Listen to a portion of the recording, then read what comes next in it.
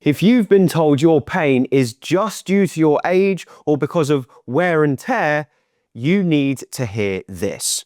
There's something really important that almost no one is talking about, and once you understand it, it will change the way you think about aging and arthritis forever.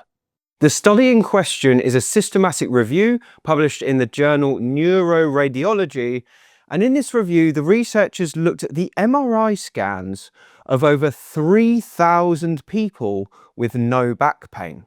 The people in the study were a range of ages from 20s all the way up to their 80s, and the researchers wanted to see whether there'd be wear and tear or arthritis or injuries on these scans. Considering all these people were pain-free and they had no symptoms, you would think possibly that there'd be nothing to see on the scan, but that's not what they found at all. Here are just some of the findings from the study.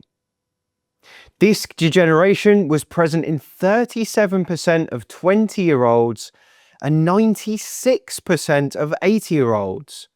Disc bulges, which were once thought to always cause crippling nerve pain, were present in 30% of those in their 20s and 84% of those in their 80s. And a complete disc protrusion was present in 29% of those in their 20s and 43% of those in their 80s.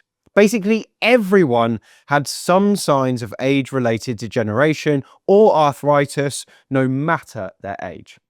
It's worth remembering here that none of the 3,000 plus people in this study had any symptoms whatsoever, yet all of them showed problems on their scans. This study has thrown basically everything we thought we knew about aging and arthritis into question, and I cover this study in much more detail in my book Thriving Beyond 50, which is basically a manual for people over the age of 50 who want to cure and prevent all of the common aches and pains that come with time. You can find details of it in the description box below. The funny thing is, this study isn't unique. The results have been replicated almost perfectly in shoulders, knees, and feet. So we know that age-related changes on their own aren't necessarily drivers of pain. But that begs the question, what does cause pain if it's not aging changes? Pain is a very complex thing, and we still don't fully understand what drives it. However, we do know that there are some things that make it more likely. One of those things is weakness. And weakness in the muscles around an affected joint definitely make it more likely that you're going to have pain in that joint. And in fact, the weakness of your quads is a better predictor of knee pain than the actual extent of the arthritis in that joint. On the flip side, people with arthritis often find their symptoms improve dramatically when they start to strengthen the surrounding muscles. The second thing that can definitely contribute to pain is stiffness. Now, many people believe that first you get arthritis, then you get stiff.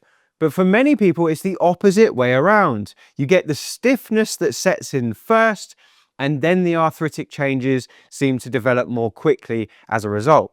We can also reverse engineer this with our patients by treating stiffness, and when that improves, the other symptoms tend to improve as well.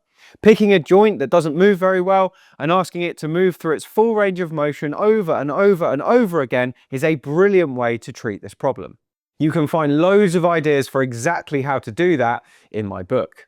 And then the third thing that has a massive influence on pain is stress, poor sleep, and poor mental health. Now, this might surprise you, but how healthy you are up here is just as important for how much pain you'll feel than how healthy you are down here. If you aren't sleeping well, recovery is reduced. If you're very stressed, you'll have a high degree of cortisol and possibly inflammation. And research has shown that anxiety and depression have been associated with slower rates of healing as well. Making an improvement in these things a priority can be one of the best things you can possibly do if your goal is to reduce pain. Overall, I think we should be delighted to have studies like this out there. They show that even if you've had a diagnosis of something like arthritis, all is not lost. There's still hope, and a lot of it is still in your hands, not just down to the results of a scan. So I hope that video has been useful. If it has, please do drop a comment below and let me know your #1 takeaway, and I look forward to speaking to you again on the next video.